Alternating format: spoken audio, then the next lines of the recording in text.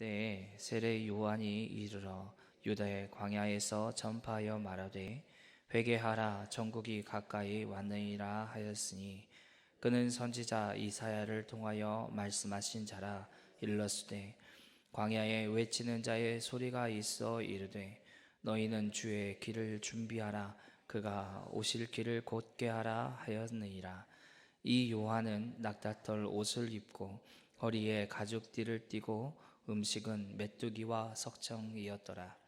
이때 예루살렘과 온 유대와 요단강 사방에서 다 그에게 나와 자기들의 죄를 자복하고 요단강에서 그에게 세례를 받더니 요한이 많은 바리새인들과 사두개인들이 세례 베푸는 대로 오는 것을 보고 이르되 독사의 자식들아 누가 너희를 가르쳐 임박한 진노를 피하라 하더냐. 그러므로 회개의 합당한 열매를 맺고 속으로 아브라함이 우리 조상이라고 생각하지 말라. 내가 너희에게 이르노니 하나님이 능히 이 돌들로도 아브라함의 자손이 되게 하시리라.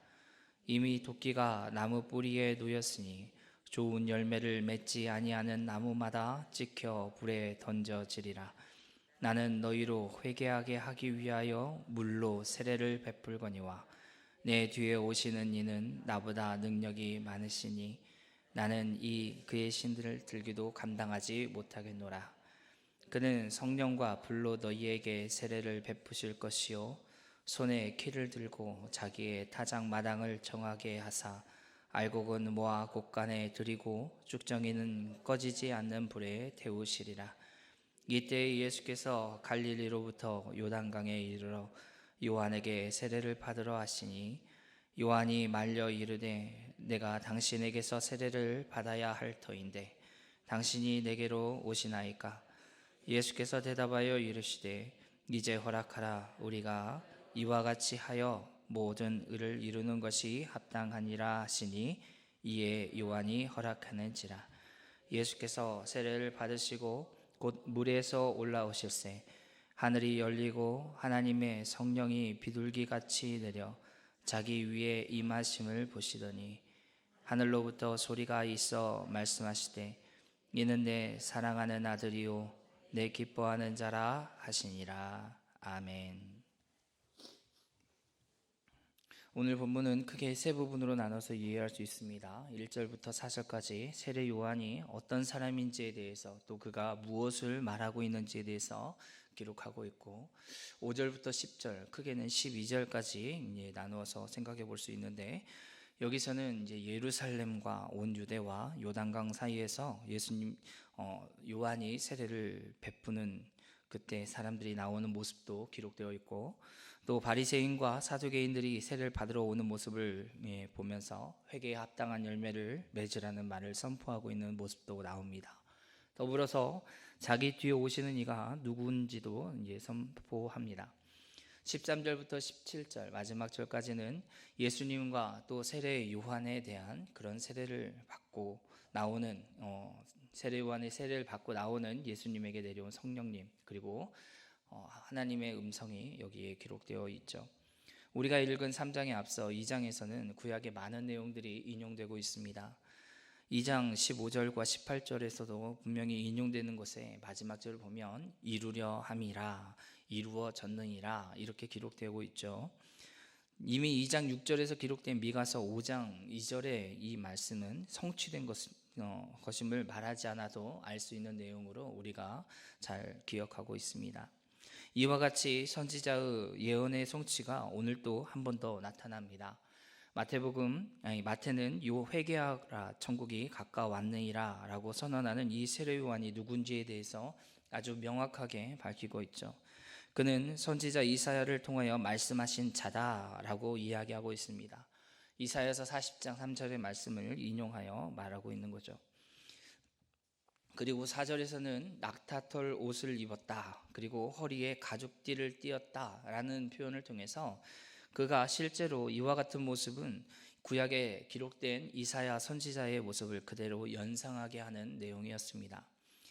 이런 세례 요한이 외치는 것은 바로 회개하라 천국이 가까이 왔느니라 하는 말씀이었죠.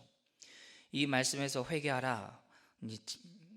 이 말씀은 이제 회개하라. 왜냐하면 하늘의 왕국이 가까이 왔기 때문이다라고 직역할 수 있습니다. 당시 사용되었던 이 회개하라는 단어는 합성어인데 이동과 변화를 나타내는 메타라는 단어와 마음으로 이해하다 또 주를 주의하여 숙고하다라는 의미가 있는 노에오라는 단어가 합쳐져서 만든 그런 단어입니다. 이게 회개하라라는 건데 이것은 단순히 머리로 깨닫고 마음으로 느끼는 것을 의미하는 것을 거기에서 멈추는 것을 의미하는 게 아니라 의지적으로 행동을 동반하는, 그래서 완전히 돌이키는 것을 의미하는 단어입니다. 왜 이렇게까지 의지적으로 그리고 행동을 돌이켜야지 될까요? 왜냐하면 세례 요한은 천국이 가까이 왔기 때문이다 라고 얘기합니다. 마태복음에서는 천국이라는 단어로 기록되어 있는데 마가복음과 누가복음에서는 하나님 나라로 기록되어 있습니다. 하나님이라는 단어를 쓰기를 굉장히 거북하게 여겼던 유대인들을 향해서 하늘이라는 단어를 써서 아주 우회적으로 사용했던 것들을 많은 학자들이 지적하고 있습니다. 마태복음에서만 봐도 이 하나님, 하늘나라, 천국이라는 단어가 30번 이상 언급되어 있는 것을 우리가 보면 알 수 있는 내용이죠. 천국이 가까이 왔다 할 때 이 가까이 왔다는 그런 표현도 아주 헬라어적인 그런 문법의 묘미를 살리고 있습니다. 완료 능동태로 기록되어 있는데 이 문법의 헬라어 문법에서 완료 능동태는 이미 임했다라는 의미를 가지고 있는 거죠. 하나님 나라, 천국이 이미 임했다. 가까이 왔다 했지만 이미 임했다는 의미가 여기에 담겨져 있는 겁니다. 그러나 4장 17절에서 예수님께서 선포하시고 있는 것처럼 천국은, 하나님 나라는 예수님이 이 땅에 오심으로 이미 임했지만 아직 완성되지 않은 나라입니다. 예수님이 다시 오실 때 분명히 완성되어질 이 하나님 나라이기 때문에 예수님의 부활과 그리고 승천 이후에 주님이 다시 오시기 전인 우리가 살아가고 있는 지금 이때에도 이미 임한 하나님의 나라, 그리고 아직 완성되지 않는 하나님의 그 나라 가운데 살고 있다라고 우리는 이야기할 수 있습니다. 그래서 주님이 다시 오시는 그때에는 심판이 있기에 성도는 반드시 회개하여 죄를 멀리하며 살아야지 될 것입니다.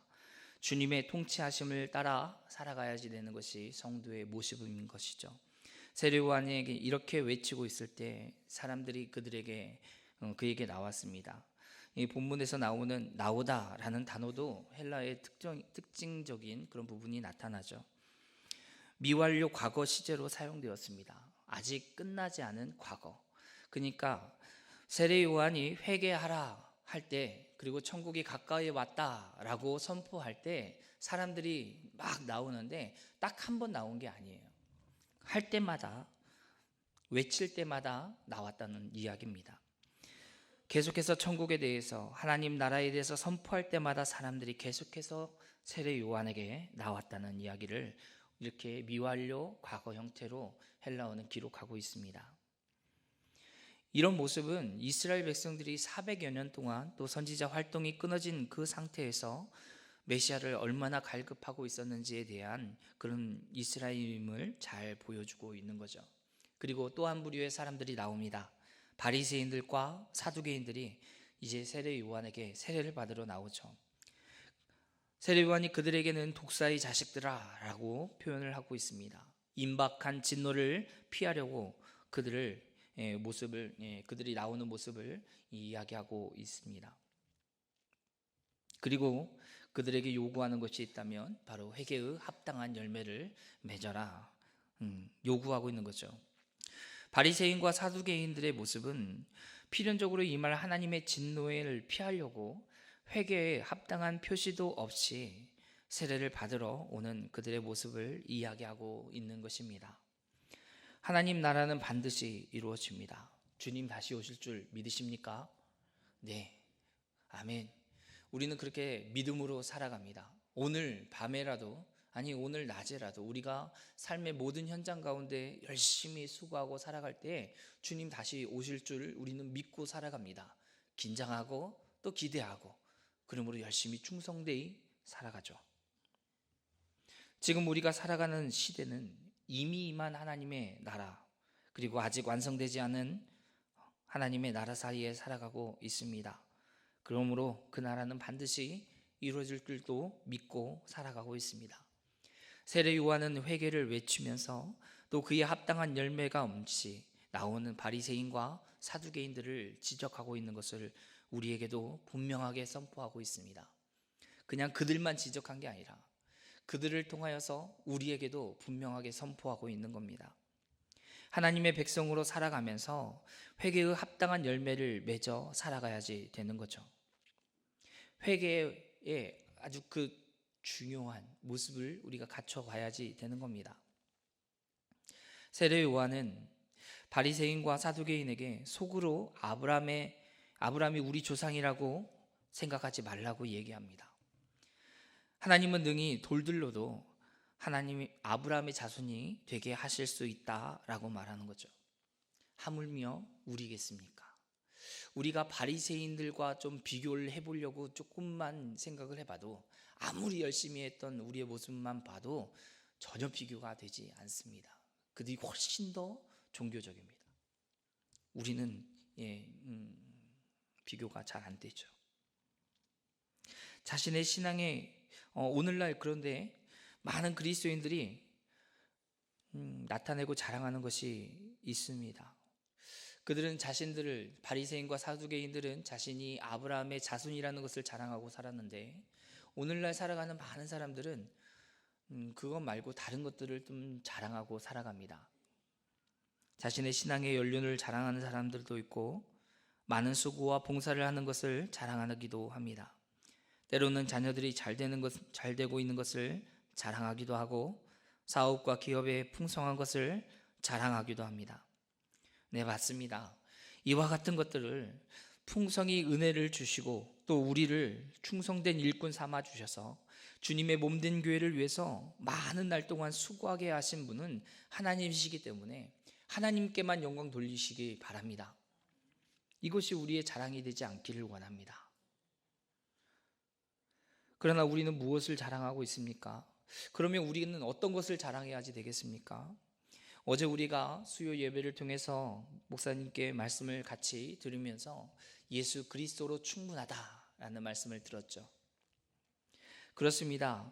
우리의 자랑은 진정으로 예수 그리스도이면 되는 것입니다. 그분만을 자랑하고 그분만을 높여드리기를 원합니다. 그분만이 우리의 자랑이 되기 때문에 다시는 더럽고 추악한 우리를 종으로 삼으려 했던 이 죄 가운데에 거하지 않고 그것으로 다시 돌아가지 않는 것입니다. 우리의 육체의 연약함이 분명하게 있지만 다시 일어서서 돌이켜 주님을 바라보고 또 날마다 죄를 대적하며 살아가는 저와 여러분이 되어야 할 것입니다. 그러면 어떻게 해야 됩니까? 우리는 연약한데 날마다 죄악 가운데 넘어지는데 어떻게 해야 됩니까? 죄를 대적하는데 그건 도대체 뭡니까? 여러분, 하나님의 말씀을 더 가까이 하십시오. 예수 그리스도가 전부인 줄 믿으십니까? 예수 그리스도가 우리의 모든 것인 줄, 그리고 예수 그리스도로 충분하신 줄 믿으십니까? 그렇다면 그분을 더 알아가시기를 힘쓰시기 바랍니다. 이 땅에서 우리를 위해 무엇을 행하셨는지, 그가 행하신 것이 무엇인지, 달리신 십자가가 우리에게 어떤 의미인지, 그의 죽음은 그가 죄에 대해서 어떻게 죽으셨는지, 왜 부활하셨고 어떻게 승천하셨는지, 이제 다시 어떻게 오실 것인지 믿으시기 바랍니다. 더 알아가시길 원합니다. 그분이 어떤 분이신지도 알아가시기 바랍니다. 그리고 날마다 그분을 묵상하십시오. 십자가에 달려 죽으신 그분을, 우리를 위해 자기의 모든 것을 내어주신 그분을 묵상하십시오.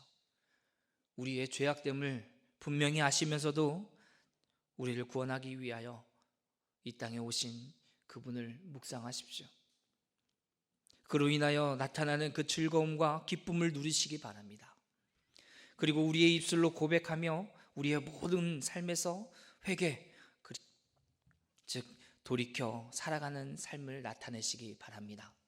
다시는 죄악된 것을 자랑하지 마십시오. 아니, 자랑하기 원하지 않으실 겁니다. 그분의 풍성함 가운데 있기에, 그분이 우리에게 주신 그 은혜가 얼마나 풍성한지 우리가 알기에 다시 그 더럽고 추악한 죄악을 돌아보지 않을 겁니다. 주님을 따라가시기 바랍니다. 성령을 쫓아 살아가시기 바랍니다.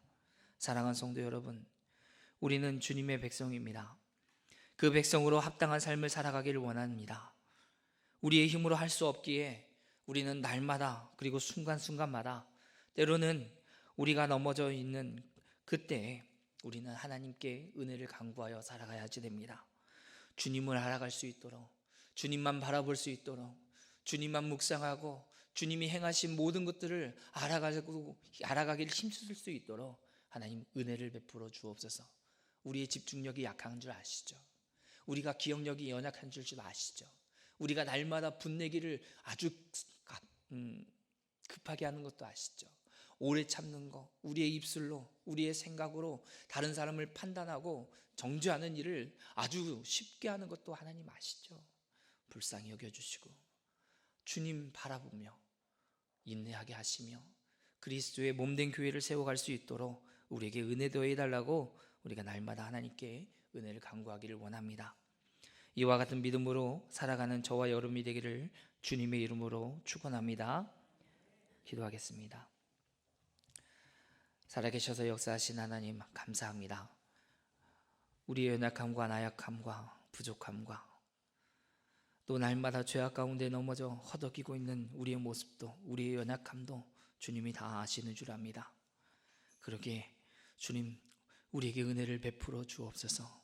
날마다 순간순간마다 하나님, 우리가 넘어져 있을 때에도, 좌절하여 절망할 때에도 주님 우리에게 은혜 베푸시기를 하나님 멈추지 마시옵소서. 우리가 주의 은혜 가운데 거하여야지만이 오늘 하루를 살아갈 수 있습니다.